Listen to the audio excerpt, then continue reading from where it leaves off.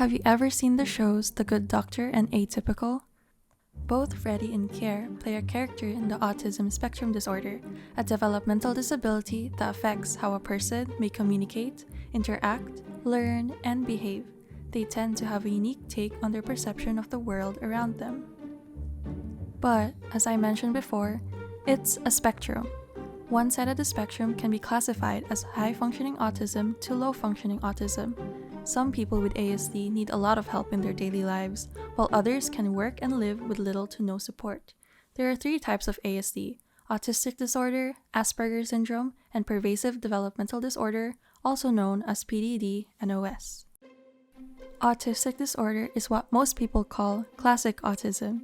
People with autistic disorder usually have significant language delays, social and communication challenges, and unusual behaviors and interests. Then we have what we call Asperger's syndrome, wherein people with this disability have milder symptoms than autistic disorder. They still might have social challenges and unusual behaviors and interests, but they typically do not have problems when it comes to language or intellectual disability. Lastly, we have PDD-NOS, or pervasive developmental disorder not otherwise specified. Sometimes called atypical autism, we can see examples of this in Sam's character from the show Atypical. People who fit in between the criteria of the disorders stated before can be diagnosed with atypical autism, and those who have PDD and OS might only have social and communication challenges. Autism is not a disease, therefore it cannot be cured. Autism affects people in different ways and in varying degrees. So, let's see what being on a spectrum really means. Diagnosis is the first step to autism, and signs can start in children at a young age, such as the age of 2 and younger. The first symptom you'll notice are the communication difficulties. Children with autism usually have difficulty with verbal and nonverbal communication. They may not understand spoken language, gestures, eye contact, facial expressions, and tone of voice. They may even use expressions that are not appropriate for the time being.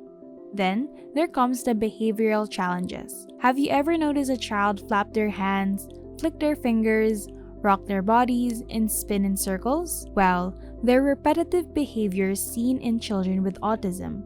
Temper tantrums such as banging their heads against the floors and walls and being overly agitated are also common behaviors. They're a normal part of a child's early development and are the most common challenge any parent faces.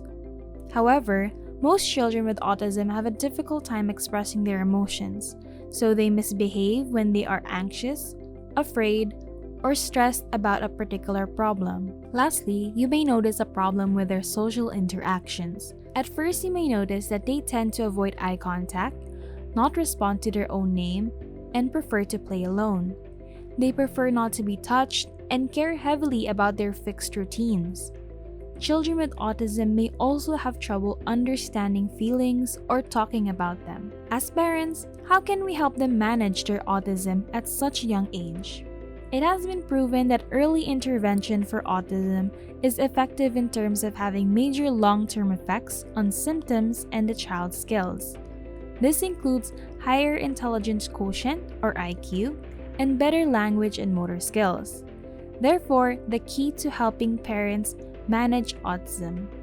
And if you notice these signs, this is the best time to talk to your developmental pediatrician to start intervention and diagnosis. This is the start of you and your child's journey through autism spectrum disorder.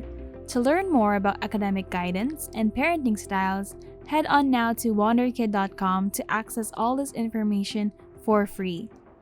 Lastly, join our own unique community channel to get in touch with other parents with children diagnosed with autism spectrum disorder. See you there!